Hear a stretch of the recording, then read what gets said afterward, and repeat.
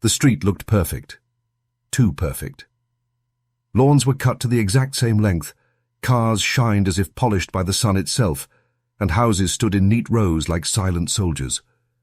To any stranger passing by, this suburban corner of the world looked calm, peaceful, almost artificial. But inside, under the calm surface, there was tension, a quiet war. The HOA, the board that ruled over every blade of grass and every mailbox, had grown bolder. Each month new rules appeared, sharper than the last. What started as simple requests about trash bins and paint colors had grown into something far heavier, almost like commands from a distant power. Neighbors whispered about it in hushed voices, usually at night. Some said the board was testing how far they could push before someone resisted. Others believed the board thrived on control, as if the neighborhood itself was their private empire. Whatever the truth was, one thing became clear. People were afraid. Then, one morning, a letter arrived. It was pinned to the door of Alex's home, bright yellow, impossible to miss, glowing like a warning beacon. The paper was short and cold, a massive fine, a demand to fix his property, a threat of legal action if he refused. The strange part? Alex hadn't broken a single rule. His small wooden shed, sitting quietly in the corner of his backyard, had always been allowed. It had stood there for years without a single complaint. But now, the board had spoken. The letter felt less like a notice and more like a strike from some higher power, a calculated move, an attempt to test his will. Neighbors saw the paper too. Some glanced at it with sympathy, but most quickly looked away. They didn't want to be next. Fear ran through the community like an invisible current. Speaking up meant being targeted. Staying quiet meant survival. Alex stood at his doorway, holding the letter in his hands, his heart heavy. He could almost hear the neighborhood itself breathing, the quiet hum of a controlled society, where one group made the rules and everyone else obeyed. But something inside him stirred. This wasn't just about a shed. This was about freedom, about fairness, about refusing to bow down to a board that had grown too powerful. The board didn't know it yet, but their decision to single out Alex was the spark that would change everything. As night fell over the quiet suburban street, the houses looked the same, peaceful, orderly, untouched. But behind one set of curtains, a man sat with the letter spread out on the table, staring at it as if it were a message from an enemy empire. His mind turned. His resolve hardened. The board believed they were untouchable. They believed no one would dare fight back. They were wrong. The real question wasn't whether Alex would fight. The real question was, how far would the HOA go? And what would happen when a single homeowner, tired of bending, pushed back harder than anyone expected? The perfect street had a crack in its surface now. A quiet rebellion was about to begin, and the HOA, so used to ruling without challenge, would soon face something they had never prepared for. Regret. The morning was calm, almost too calm. The sun rose slowly over the neighborhood, casting a golden light across the houses. Everything looked peaceful on the outside. But on Alex's door, the yellow paper still clung like a scar. Neighbors passed by, pretending not to see it. They whispered instead. "Did you hear? The board fined him." Another voice. "They're cracking down again." Fear traveled faster than words. Everyone knew the HOA had grown unpredictable. No one wanted to be the next target. Inside, Alex sat at the table, staring at the notice. The words felt sharp, designed to cut. A fine larger than his monthly mortgage, a demand to remove or repair his shed immediately, and a warning that failure to comply would lead to legal action. He read it again, slower this time. Nowhere did it mention what rule he had broken. Nowhere did it explain why his shed, the same shed that had stood in his backyard for years, had suddenly become a problem. It was a warning, but not just about the shed. It was a message. We control you. Do not resist. Alex's hands tightened on the paper until it crumpled. For a brief moment, doubt slipped into his mind. Should he just pay? Should he give in like so many others had? But then he thought of his neighbors, of their forced smiles, of their whispered complaints, of their fear. The board had made everyone small, everyone silent, and now they had chosen him, perhaps believing he too would stay quiet. That thought lit something inside him. Instead of fear, he felt a growing fire. His shed wasn't illegal, his fine wasn't fair. This wasn't about rules. It was about power, and Alex realized that power only worked if people accepted it. The warning on his door was not the end. It was the beginning. For the first time, Alex decided he would not bend. Not this time. Not for them. The HOA had sent a warning. But they had no idea what they had just started. Days passed, but the warning did not fade. Instead, the pressure grew heavier. More letters arrived, each one harsher than the last. The fines stacked higher, numbers so large they almost looked unreal. Words like violation, compliance, and legal action filled the pages. Every letter carried the same cold tone, as if written by a machine that cared nothing for reason. Alex's mailbox became a weapon. Each time he opened it, his chest tightened. The bright envelope screamed danger. It wasn't just about money now. It felt personal, like the board wanted to break him down piece by piece. At night, he heard the whispers of his neighbors drifting through the street. Some spoke with pity, others with fear. No one dared to stand beside him. People kept their blinds closed tighter than before. Cars drove past his house a little faster, as if being seen near him might draw the board's gaze. The community that once felt friendly now seemed like a prison. The board was everywhere and nowhere at once. They didn't just make rules. They watched, waiting for someone to stumble. Late one evening, Alex noticed the lights on at the clubhouse. Behind the tall windows, figures moved. The board. Their meetings had become more frequent, longer, more secretive.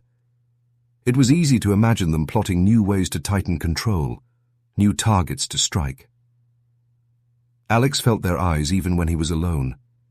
It was the kind of pressure that could break most people. That was the point.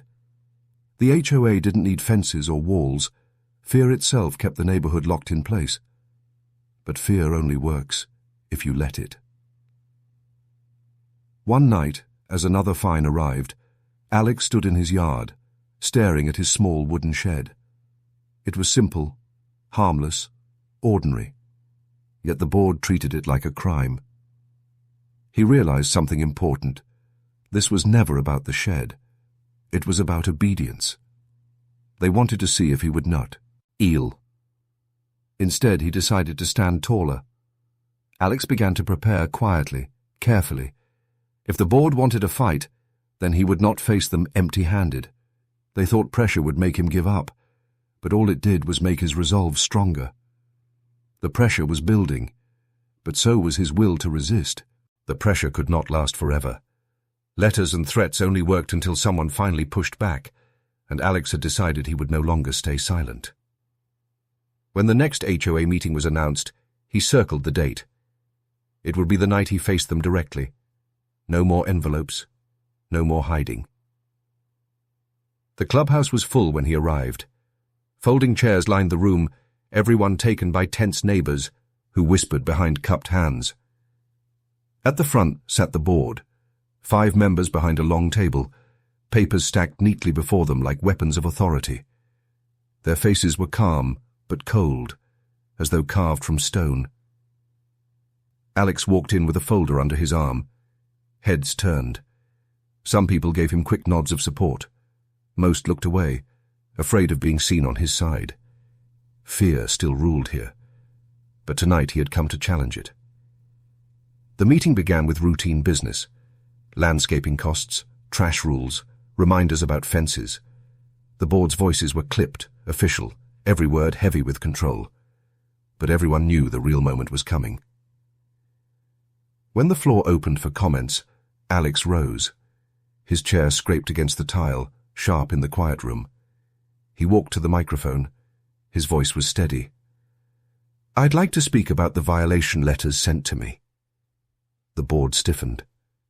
One man leaned forward. "Sir, this is not the time for personal disputes. Please follow the compliance process." "I did," Alex said calmly. "I asked for proof of what rule I broke. None of you answered."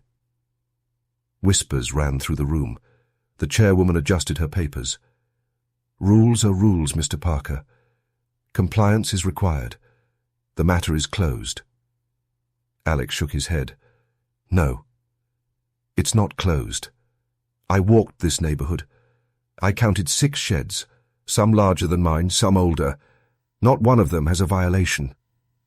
Gasps filled the room. The board members shifted uncomfortably. Alex opened his folder and pulled out photographs, every shed, every backyard. He placed them on the table for all to see. "This isn't about rules. It's about power. You chose to target me." The crowd stirred, louder now. Neighbors leaned in, their fear mixing with curiosity, some even clapping softly. The chairwoman slammed her gavel. "Order!" But the shift had already begun. Silence no longer protected the board. The neighbors had seen the cracks. Alex sat back down, heart steady. He had not won yet, but he had done what no one else dared. He had stood before them and spoken the truth. The board wanted obedience. Instead, they had created defiance. The standoff had begun. The board had expected Alex to back down after the standoff. Most homeowners did. A raised voice, a public challenge, and then silence. That was the pattern. Fear would normally settle back into place, and the board would continue ruling without disruption. But Alex was not like the others. The meeting had lit something inside him. The photographs he had shown were only the beginning. If he wanted to expose the board fully, he needed more than a few pictures. He needed undeniable proof, evidence so strong that no amount of gavel-pounding or empty words could bury it. So Alex began to work.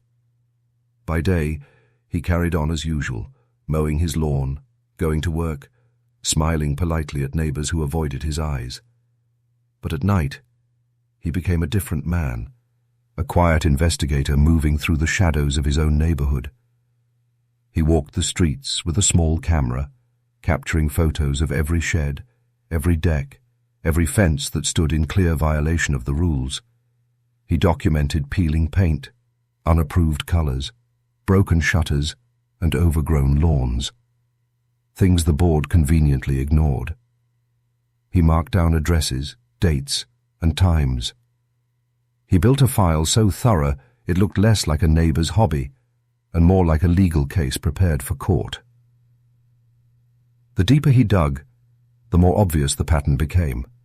The board wasn't enforcing rules equally at all. Some families were targeted over small, harmless things, while others, especially friends of board members, seemed immune. The largest, most obvious violations were tied to people who sat at the very table that judged everyone else. One night, Alex walked past the home of the board's treasurer. In the backyard stood a massive shed, nearly twice the size of his own. Its roof sagged, its paint was faded, yet it had never been sighted.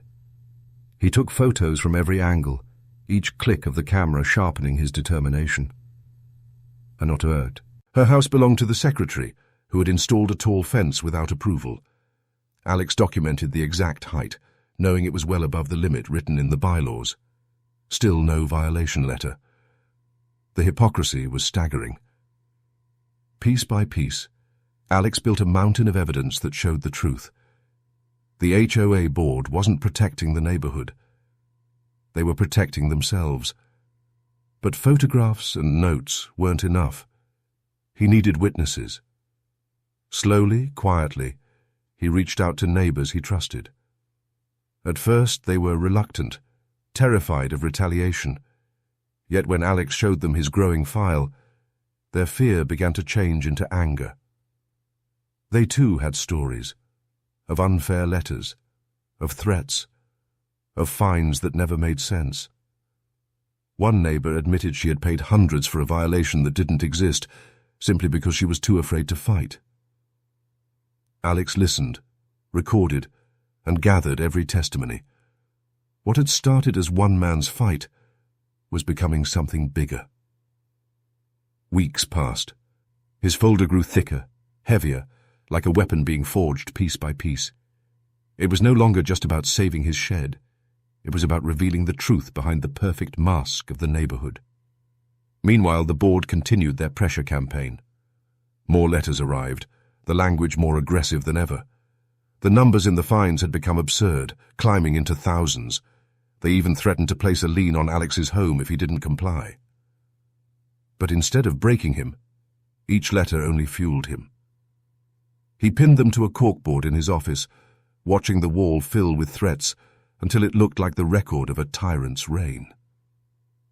The board believed they were winning, but in reality, Alex was gathering the very tools that could end them. The day would soon come when he would present everything. And when that day arrived, the board's carefully built facade would shatter in front of the very people they ruled. The evidence was ready, and it was devastating. The night of the next HOA meeting felt different. The air itself seemed heavier, as if the neighborhood knew something important was about to happen. Word had spread that Alex was bringing evidence, real proof, and the room filled far beyond its usual size. Every seat was taken, people lined the walls, and still more crowded at the back, whispering nervously. At the front, the board sat in their usual positions, stiff and composed, but their eyes betrayed unease. They shuffled papers and cleared throats, trying to look calm, but they knew this meeting wasn't like the others.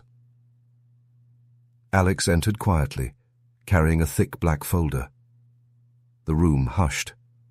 For weeks, rumors had swirled, that he had been gathering information, that he had proof of hypocrisy. Tonight, he would show it. The board opened the meeting with routine business, but no one listened. Landscaping, budgets, trash reminders. Words floated like smoke in the air. The neighbors weren't here for grass clippings. They were here for truth. When the time came for community comments, Alex rose. The scrape of his chair echoed through the tense silence. He walked to the microphone, placed the heavy folder on the stand, and spoke with steady clarity.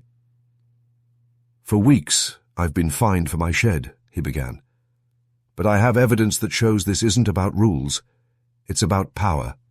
And tonight, I'll prove it." The board stiffened. Murmurs rippled through the crowd. Alex opened the folder and began to lay out photographs. One by one, he showed the room the evidence.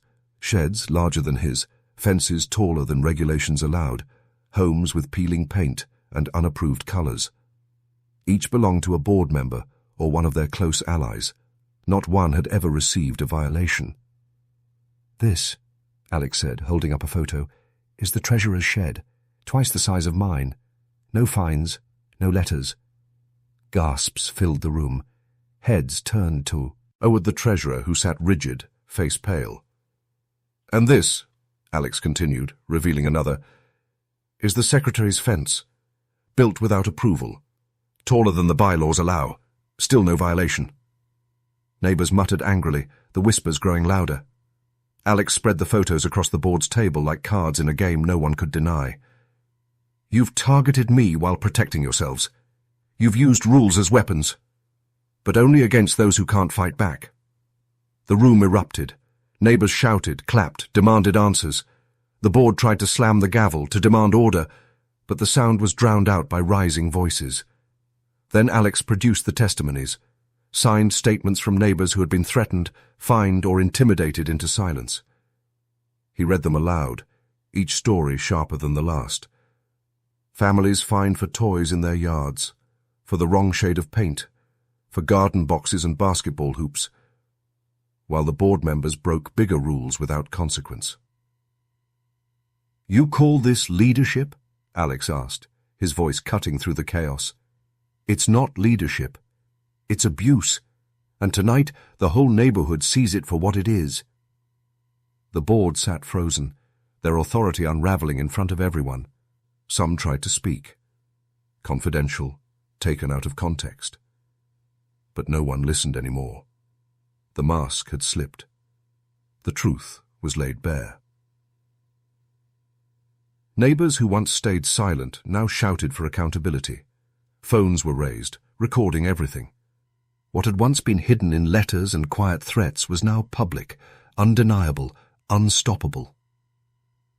Alex stepped back, letting the noise swell. He didn't need to speak further. The evidence spoke for him. The board had been exposed, and the neighborhood would never look at them the same way again. The board had always relied on silence.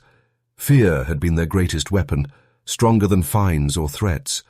For years it kept the neighbors quiet, obedient, unwilling to question authority. But Alex's evidence had shattered that silence, and what poured out in its place was anger. The clubhouse, once a chamber of control, had turned into a storm. Neighbors who had sat quietly for years now shouted across the room. Their voices overlapped, spilling frustration and rage that had been buried under years of intimidation. A woman stood up near the back, her voice trembling at first, but growing stronger. "You fined me hundreds for a flower box on my porch, and now we see you don't even follow the same rules." Another man slammed his fist against his chair. "I repainted my shutters because you claimed the color was wrong. It cost me $1,000, and yet half of your houses don't match the rules you wrote." The chairwoman's gavel banged against the table. "Order! Order at once!" But no one listened. The board's voices, once sharp and commanding, were drowned beneath the roar of the people they claimed to lead. Every neighbor had a story. Every family had a wound. And now they were all speaking at once, their anger no longer contained. One father stepped into the aisle, his voice carrying above the noise. "You threatened to lean my home over a basketball hoop. A hoop for my kids. Do you call that protecting the neighborhood?" The crowd erupted with shouts of agreement. Heads nodded, fists raised. Fear had broken, replaced with unity. The board members looked rattled. The treasurer sat pale and silent, unable to meet anyone's eyes. The secretary fumbled with her papers, hands trembling. The vice-chair whispered urgently, but his face betrayed panic.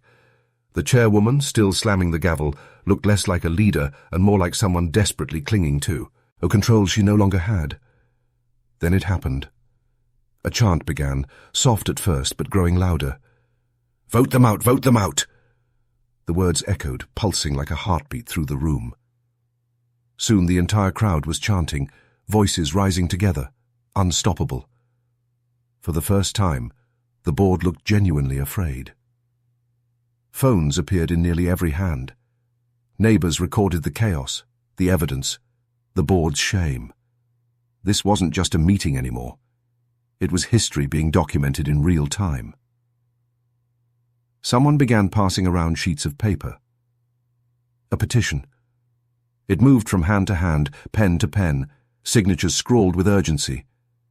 People who had never dared speak against the HOA now eagerly signed their names. Mothers, fathers, retirees, young families. Line after line filled with ink, each stroke a strike against the board's power. The board tried to shout over the crowd, to dismiss the papers as unofficial and invalid, but their words were useless. The neighbors weren't listening anymore. By the time the chairwoman declared the meeting adjourned, no one cared. The board rose from their seats, but they didn't walk out with dignity. They fled, heads lowered, slipping past a wall of furious neighbors whose chants followed them into the night. The board had entered the clubhouse believing they still controlled the community. They left, knowing they had lost it. Alex stood near the center of the room, the petition in his hands, his expression calm but resolute. This fight had started because of a shed, a simple structure in his backyard. But now it was about something far greater: freedom, fairness, and the refusal to live in fear. For the first time, the neighbors stood together. Their voices were louder than the board's gavel, stronger than the threats written on yellow letters. The balance of power had shifted, and the board's reign of intimidation was crumble. The backlash had arrived, and the board, once so untouchable, was now surrounded by the very people they had tried to control. The board entered the last meeting with stiff backs and proud faces. They believed that even after Alex's exposure, their authority would hold. But when they walked out under a storm of angry voices, they knew something had changed forever. The days that followed proved it. The petition moved quickly through the neighborhood, passed from door to door like a torch. Families that had once hidden behind closed blinds now stepped forward, eager to sign. Within a week, the pages carried nearly every household's name. The pressure was impossible to ignore. Neighbors filled inboxes with demands. People crowded meetings with questions that could no longer be brushed aside. The old excuses, out of context, confidential, process, fell flat. The board's mask was gone. The treasurer resigned first, slipping away in silence. The secretary followed, her reputation shattered. The vice chair, once loud and confident, stopped showing his face altogether. Only the chairwoman tried to hold on, issuing long statements about misunderstandings. But no one believed her. Every word rang hollow against the evidence Alex had revealed. At last, even she stepped down. The board that had ruled with threats and fines collapsed, undone not by outside forces, but by their own arrogance. For Alex, the fight was finally over. His fines were erased, the lien threats disappeared, and his shed remained exactly where it had always stood. But his victory was bigger than a shed. The neighborhood itself was free. Fear no longer ruled the streets. Neighbors greeted one another again. Families gathered for barbecues. Children played in yards without parents glancing nervously at their doors. The community felt alive in a way it hadn't in years. And for the board members who had fallen, regret was heavy. They had believed themselves untouchable. They thought Alex would bend, just like all the OTs. Hers before him. But by targeting him, they had awakened unity. They had turned one man's stand into an entire neighborhood's rebellion. Now, stripped of their titles, they carried the weight of knowing they destroyed their own power. The respect they once demanded was gone. People looked at them not with fear, but with anger, sometimes with pity. Their names, once spoken with caution, were now whispered as warnings. The shed that started it all became a story, a reminder that control only lasts as long as people allow it. Alex had shown that one person could break the silence, and once broken, silence could never return. The HOA had not expected this. They never imagined that their letters and fines would ignite something bigger than themselves. And as they watched the neighborhood thrive without their control, the truth became clear. Their greatest mistake was underestimating the very people they ruled. That mistake became their greatest regret.